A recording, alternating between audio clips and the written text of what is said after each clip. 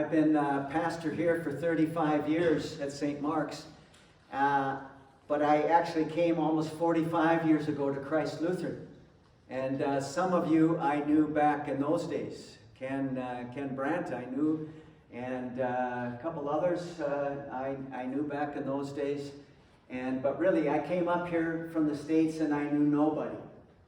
And I came to Christ Lutheran, and I got to know the Christensen family. And I can't remember, how old are you, Jeff? Huh? 54. Okay, Barbara, I remember. He's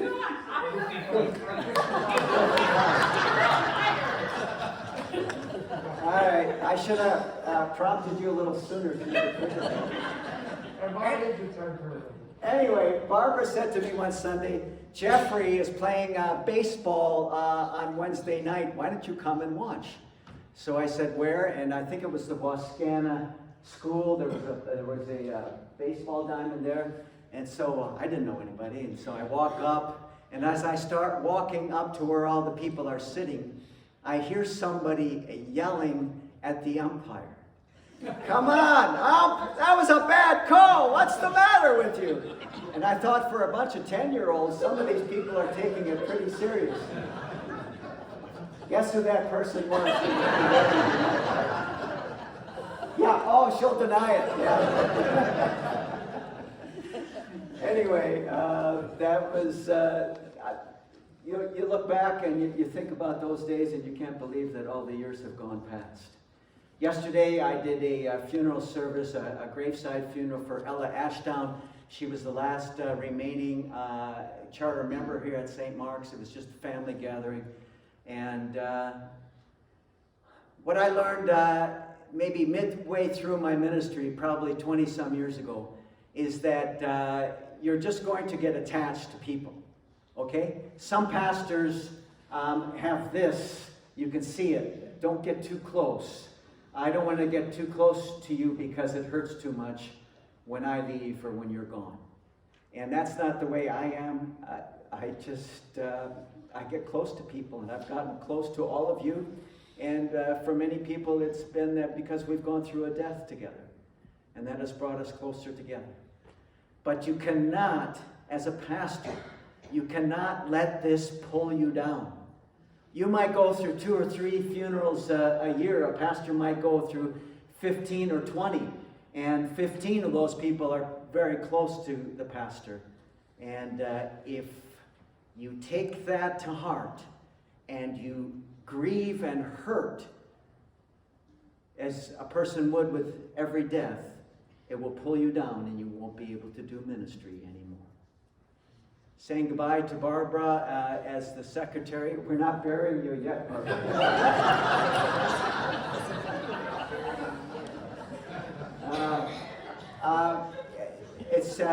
We just move forward with gratitude. That's what we do. That's what I did yesterday. Grateful to Ella Ashdown and for all the hundreds of people that I've buried, and the people who leave here and move to someplace else. And to Barbara, we extend gratitude. And the second lesson talks about gratitude to God. And that's what we need to lift up, the gratitude in our lives. And if we let the loss rule in our hearts, it will pull us down. Gratitude to you, Barbara, for all that you've done. You can hear me? Just listen to the good things. Yeah, well, okay. You want me to just stand here? I'm going to miss that, Barbara.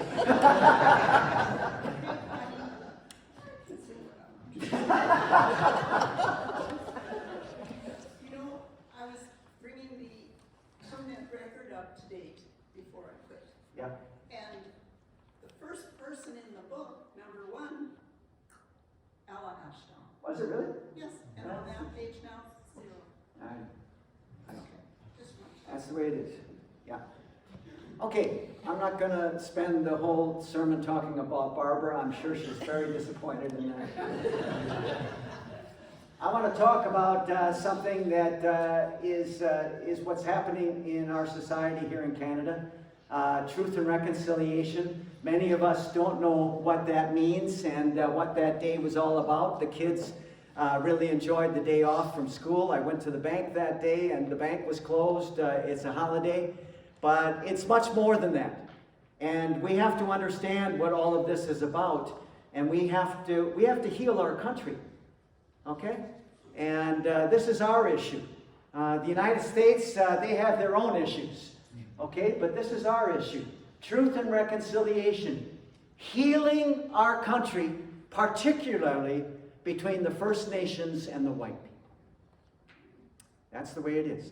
And the way to heal is to understand why it is that we need reconciliation. Why are we so far apart? I started reading this book. I'm halfway through it. And I don't encourage you to read it, especially if you're an empathetic person and you're prone to feel the sadness of other people. That's what this book is about. It's a book that follows 5 people who went through the residential school system in BC and what happened to them afterwards. I'm hoping that at the end of the book there's some good stories, but up till now there haven't been any good stories. And we have to understand what happened to a couple of generations, maybe as many as 2 or 3 generations of First Nations people, and what the hurt and the pain that happened in these people's lives and in their family.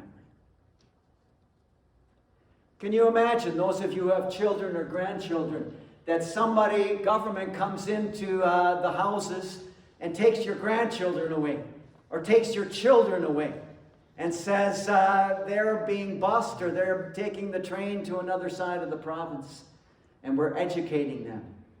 And for many people, they never saw their children again. This book is a novel, and it's based on interviews that Michelle Good had with dozens of people who survived the residential school program, and it gives you a taste of what went on, and it's not a good taste. The abuse, the physical abuse, the sexual abuse, the shaming, the destroying of people's culture. Punishment was often shaving the young children's heads, and that was their shame because their hair was such a big part of their culture. When somebody reported to the nuns that there was some sexual abuse going on, they were whipped and forced to wear a sign, "I am a liar," for a couple of weeks.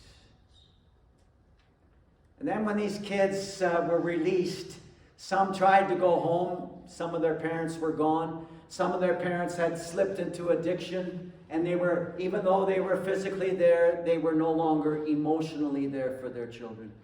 And they tried to find their way in a white culture, not knowing and understanding and being judged by the color of their skin and treated like garbage.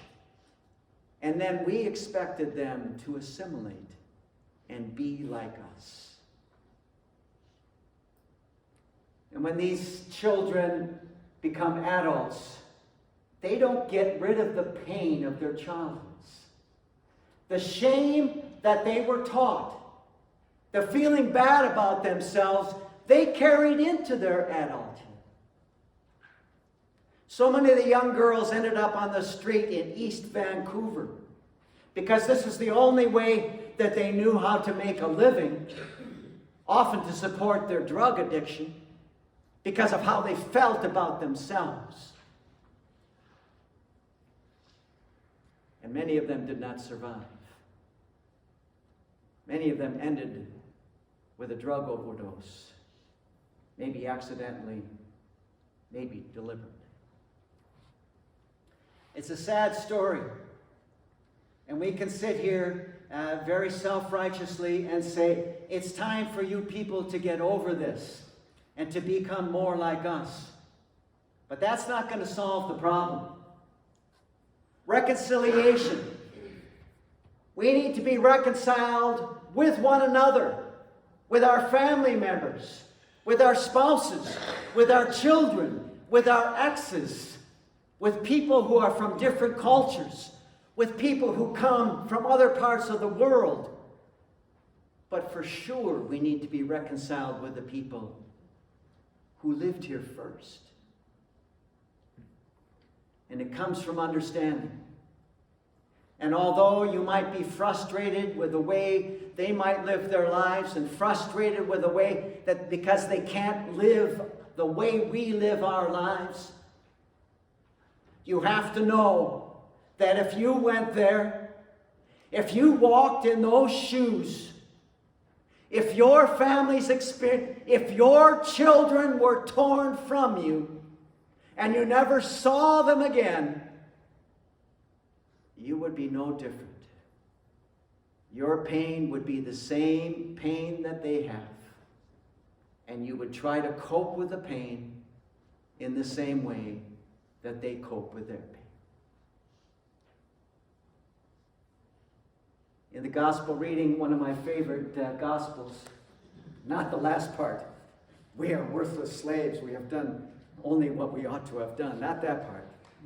If you had the faith the size of a mustard seed, you would be able to say this mulberry tree, be uprooted and planted in the sea, and it would up and obey. The disciples asked for the gift of faith, and Jesus said to them, you have faith. You have a huge, amazing faith that is so powerful. It can move mountains. It can say to this tree, get up and uproot, and it will do so. And yet most of us are unaware that we even have this gift or this power. Many people have thrown up their hands in this whole business of reconciliation and say we can't do anything more. We have the ability. We have the gifts given to us from God to heal this problem and to reconcile. And it takes us to take that first step and to put out our hands and to shake our hands with people and to look them in the eye. How many times do I pass a First Nations person on the street? And do I look them in the eye and give them a greeting? Or do I look down on the ground, afraid of what they might ask me? We have the gift. We have the gift of faith. We have the gift, the power to change our world. It's time to use these gifts and to reconcile with all people. Amen.